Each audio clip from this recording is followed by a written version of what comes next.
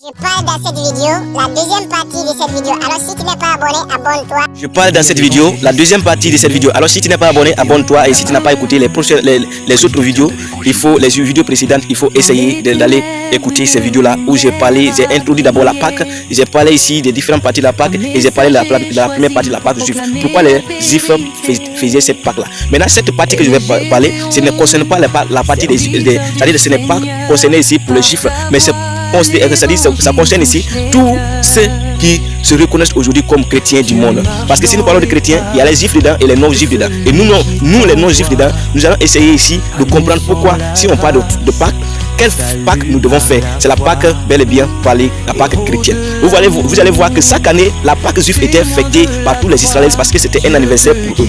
Alors, quand Jésus-Christ est venu, il a fait son ministère dans 3 ans et quelques, dans 3 ans et demi.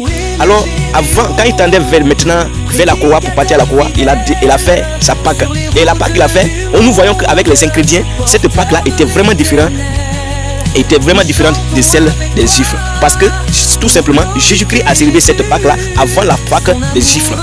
Alors, c'est ça que nous considérons ici comme étant la Pâque chrétienne. Parce que cette Pâque-là vient avant la Pâque des Juifs. Que Dieu le Seigneur vous bénisse. Shalom à vous. Abonne-toi pour la prochaine vidéo. Abonne-toi pour la suite de cette vidéo. Que Dieu te bénisse.